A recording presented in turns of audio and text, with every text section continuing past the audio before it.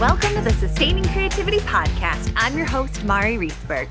Over the past several years, I've combined my degrees in acting and somatic psychology to share my sustaining creativity techniques with performers. And now I've decided to share it with a bigger audience that includes you. I believe we are all creative, and this podcast is all about that. I'll be interviewing people from all backgrounds, ages, and creativity experiences to share just how creative we all are. Today, I'll be chatting with Janet Neal, reformed Superwoman, now Superbwoman. She's a corporate trainer and speaker, a board member of the New York City chapter of the National Speaker Association. She's an author and a contributor to numerous business publications and hosts a web show called Superbwoman Sundays at 7. Please enjoy Janet Neal.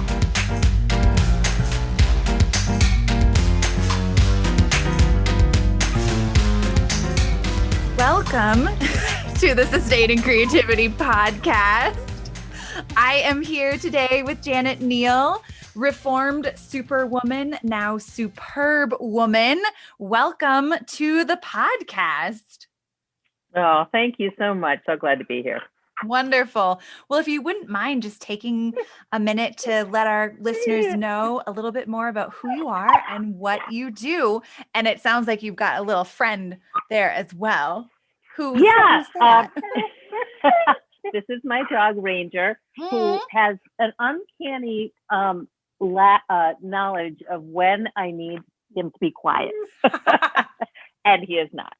So hopefully he will calm down in a second. So the term I use to describe myself about being a superb woman, Ranger, stop, is really comes out of the whole thing about creativity. Yeah. So the superb woman is a term that I came up with that is really based out of my experience with recognizing the importance of creativity in my life. Because I was one of those superwomen, that it's all about how much you do. And, how many boxes can you check? And we wouldn't have enough time for me to go through all the things I was doing in my life. So, and I kind of woke up one day and went, I'm just not happy. And why is that? And I realized that one of the biggest reasons was that one of my major values, a thing that really drives me and excites me, is being creative. And I was in a job that did not allow any creativity. As a matter of fact, my boss actually said, I asked to move into a more creative role, and she said, oh, no, we need you right here. Oh. And so I left the company, and I realized that there were a lot of women who were chasing this ideal of being a superwoman, and it's an unsustainable model. Yeah. And it's all about doing. And so instead, the more you can learn to be yourself, and then do. And that's where the superb comes from. It's inserting that be in the word. So it's all about being superb. Nice. I love it. And wow, that must have been, I imagine it must have been eye-opening to ask to go into a more creative role and have someone say no, and you just say, okay, I'm done. Goodbye. Yeah.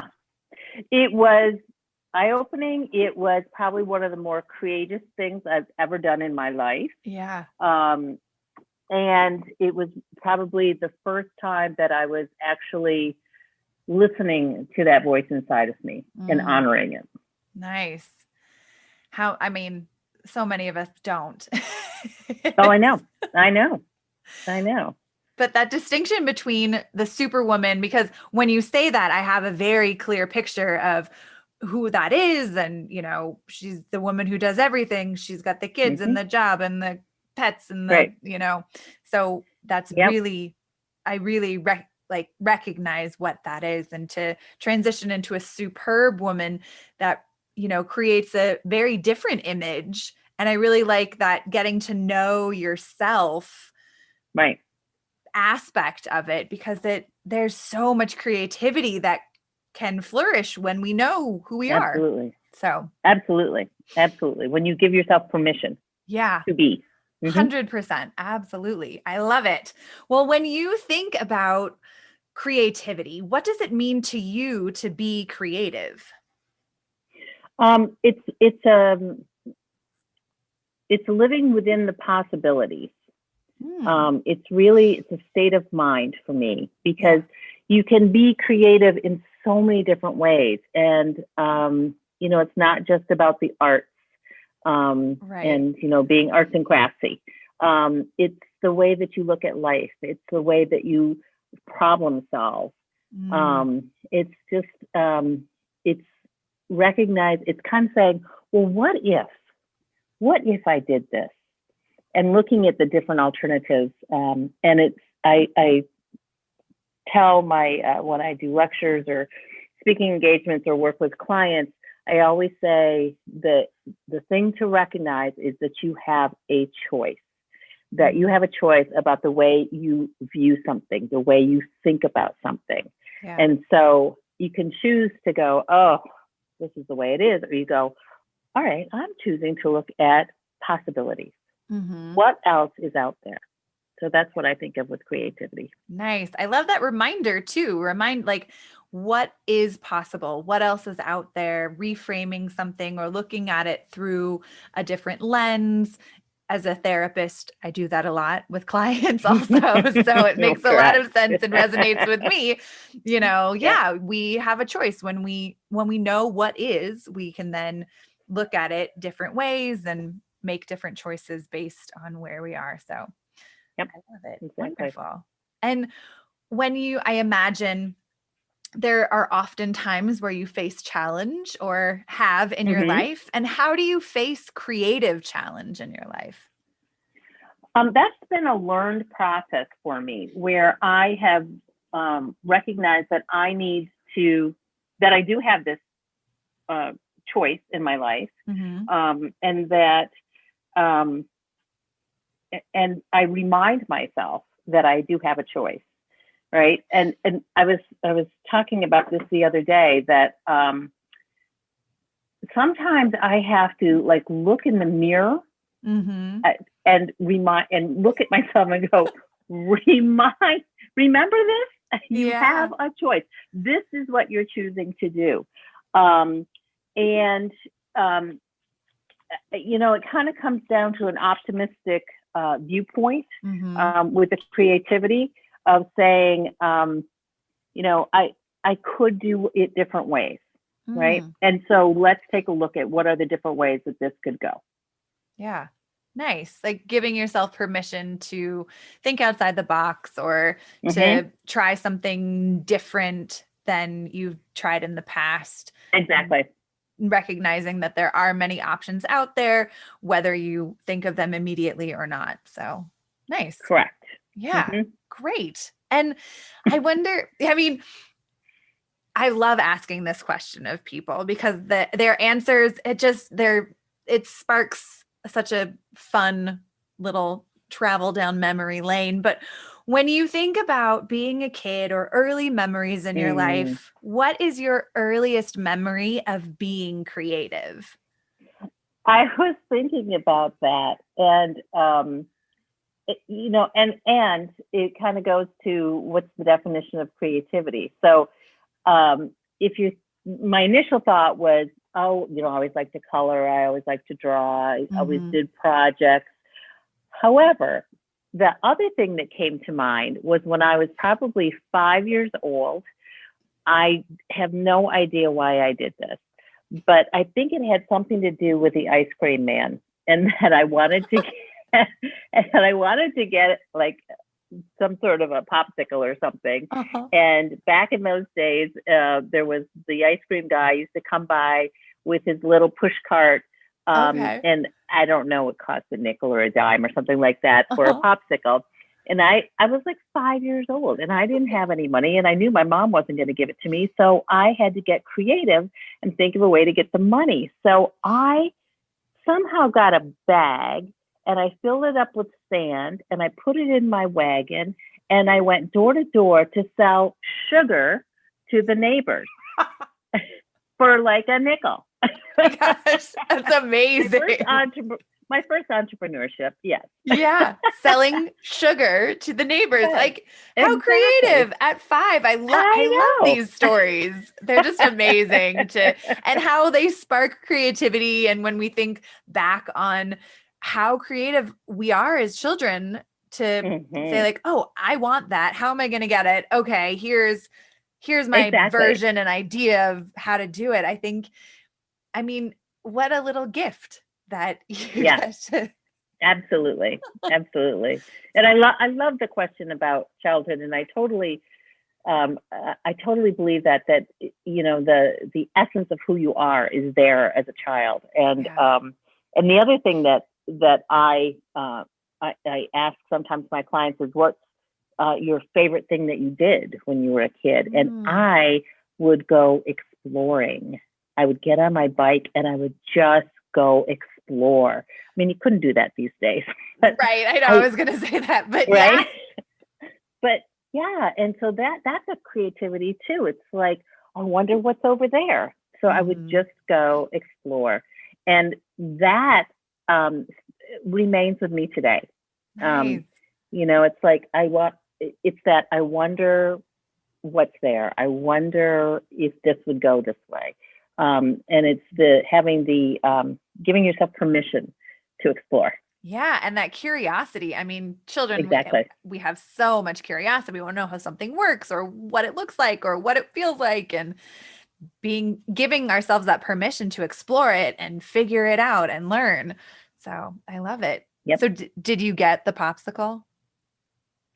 I just remember my mother being terribly embarrassed and dragging me home. So I don't know. Maybe not. Maybe not. Fair enough. But I love the story. It sparks a lot of creativity. And regardless of whether you got the popsicle or not. Right, exactly. Didn't stop me. Right, exactly. And it sounds like it didn't squash your creativity. Exactly. Because I think for many people, there are those instances in their life where creativity just gets really tamped down or squashed. And it sounds like that this is not the case for you in that moment where it could have been. In that moment, correct. Yeah. I mean, I would say, you know, there was always a sort of creativity through my life in different aspects, but during those Superwoman years, that's when I did not honor it as much as I do now. Mm-hmm. Nice. Well, it sounds like things really inspire you in nature, exploring things, but who or what inspires you these days? I would say it's anyone who's taking a risk, who is following their heart, is doing something that really, you know, that it really matters to them. And I get very inspired by that. And then the other thing, if I'm looking for how to get inspired, a walk in nature does it for me almost every time. Nice. I love it. I am too inspired often by nature, but I love what you said, the people who take a risk.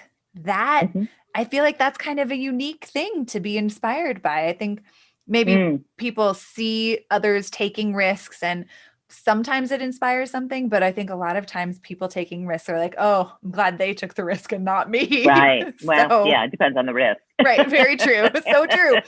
But I love that it's, you know, seeing people take risks inspires you. Does it inspire you to kind of stretch out of your comfort zone and take more risk? Or do you think it's a little bit different? It gives me something to strive for. Yeah. Okay. Can I say that, like, I'll immediately go, oh, well, now I can do it.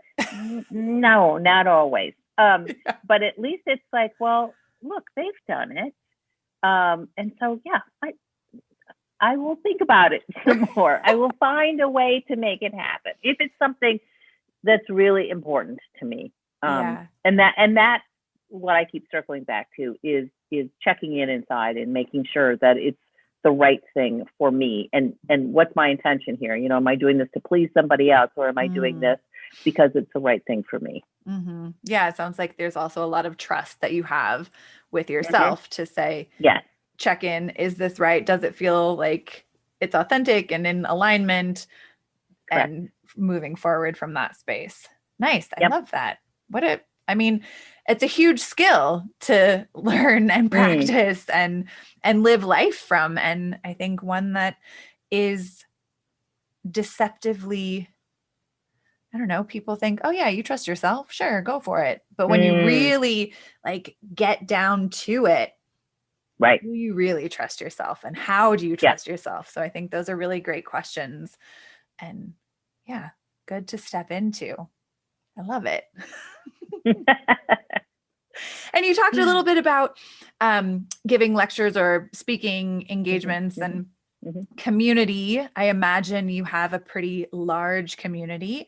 How do you think, or how do you see your community impact or influence your own creativity? So when I came up with this concept of a Superwoman, what I wanted to do is to find a couple. I was really lucky to be introduced to women that exemplified this concept. A woman who's comfortable in her own skin, who's taken the time to understand who she is, and then has crafted and is living a life that honors that. And so I thought, oh, all right, what I'm going to do is I'll interview a couple of women, and then I can point to those interviews. And so I did a web show, and what I ended up doing is I kept meeting more women. So I have over 70 interviews. Oh my gosh. Out on YouTube now of different interviews with women who exemplify this concept of a superb woman. And then what happened was these women, we all had felt aligned. And so we started an online community. So we called it the Tribe of Superb Women, because I believe that one of the things that also was common with all of these women is that they realized they could not do it themselves, that they needed a tribe to support them, to encourage them, to give them inspiration. And so, you know, there were days that it was easier to do these things in person. Sure. Yeah, remember those days? And so now it's a lot more, you know, a lot of Zoom calls and Zoom meetings and social media kinds of things. And it's a wonderful group that really has each other's back. And I think that's so important to have in life. Yeah, absolutely. And it sounds like, you know, it's a collection of people that you could reach out to if you had a challenge or a block or something, and get feedback on it and try something out and be that sounding board for them as well. That's awesome. Yep. I love that. So needed, particularly, I mean, you know, not just now with everything being virtual, but just in general, we live such isolated lives that having a tribe or a group of individuals that we can reach out to, who we trust, to say like, am I off base here, or does this work? And nice. Yep, exactly. I love that. So when you think about kind of everyday issues that you navigate, what are some of those everyday issues that you've had to use creativity to solve?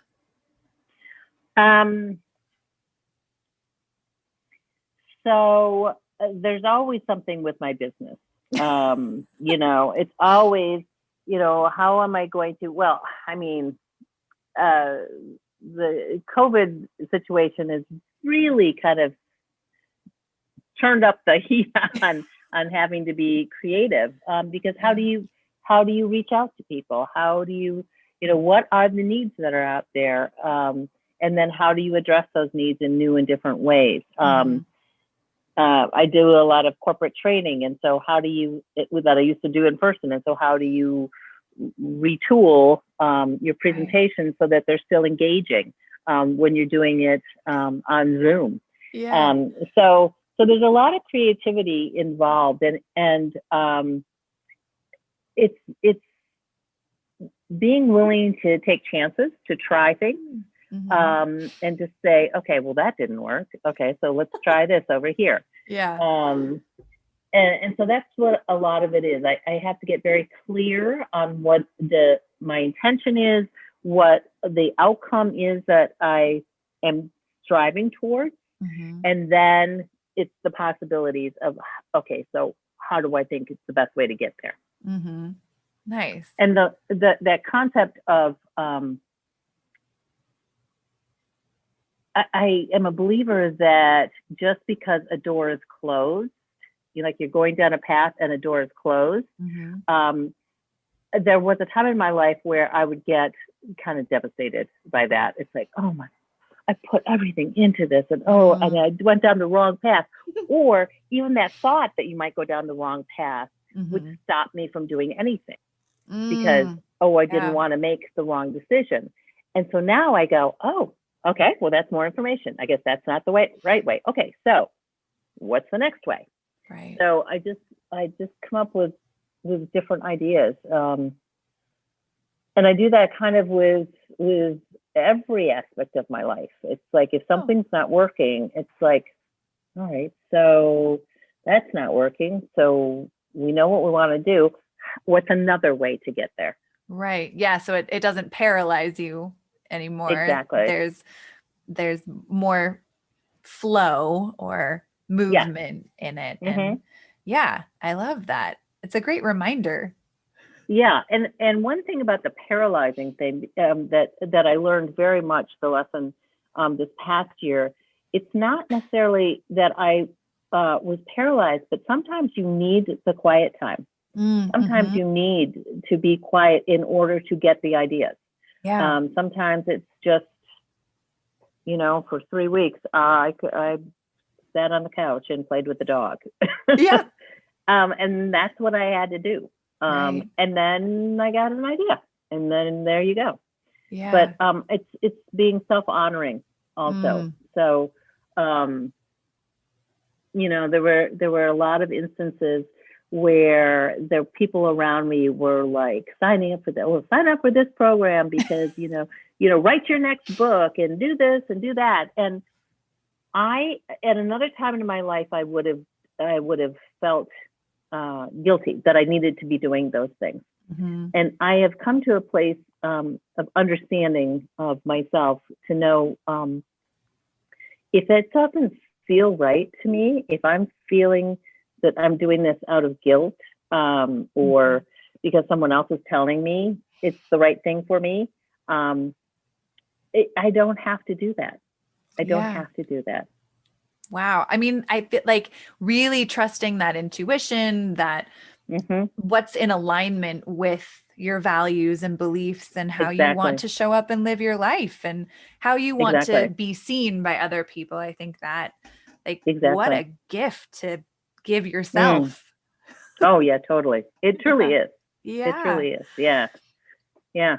And I love that, telling yourself not to feel guilty for sitting on the couch for 3 weeks and playing with your dog. Like we all deserve those moments or those weeks where we just give ourselves permission to turn off and do something else. And I think there is a lot of guilt for a lot of people around not being productive or achieving something, the doing that our culture and society is so wrapped up on.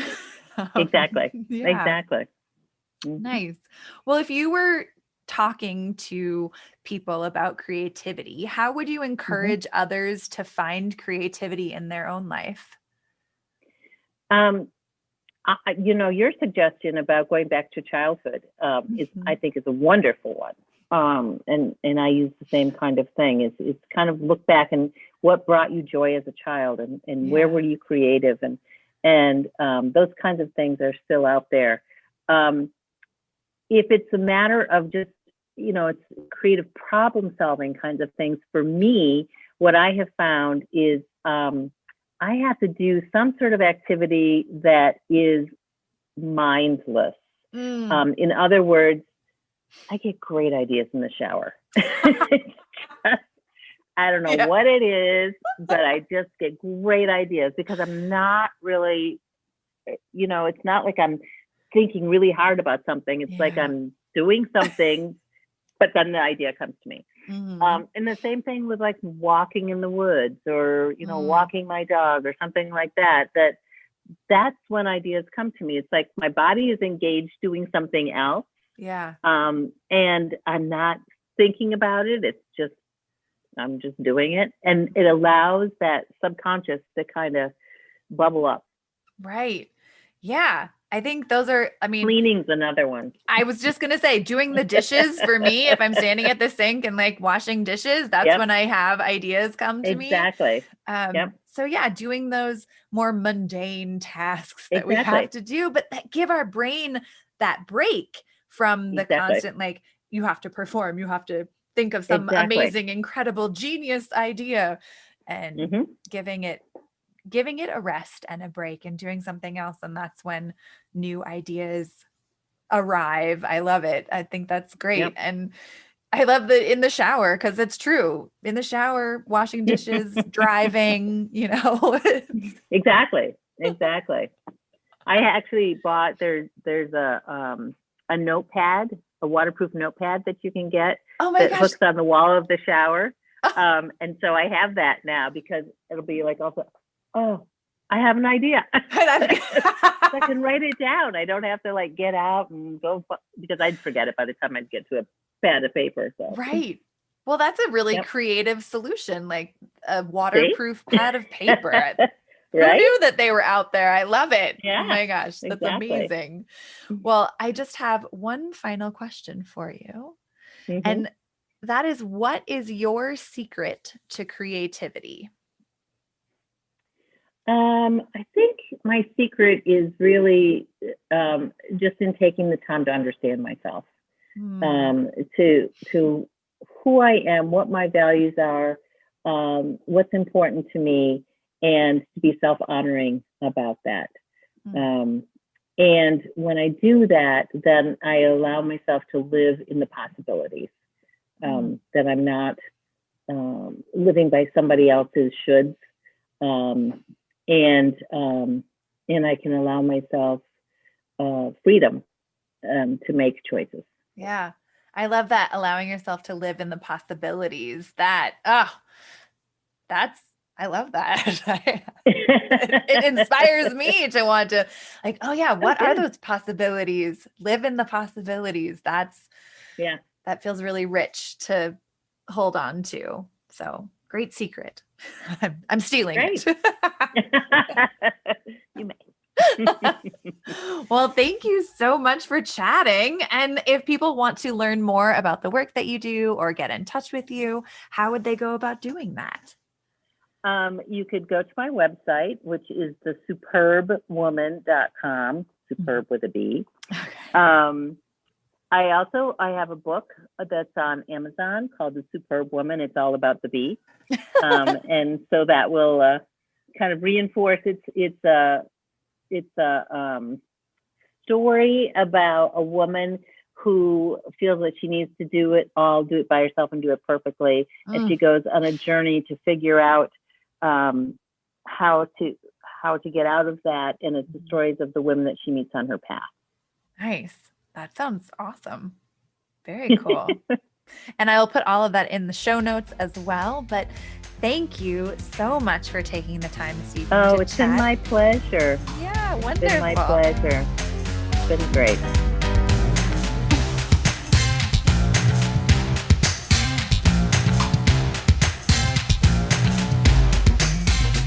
Thanks for listening to the Sustaining Creativity Podcast. We'd love to keep in touch, so like us on Facebook and Instagram. We are Sustaining Creativity.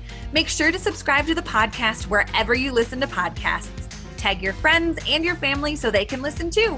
We love to hear from you, so leave your comments, reviews, and questions. Tune in Tuesdays for a new episode. And remember, with creativity, anything's possible.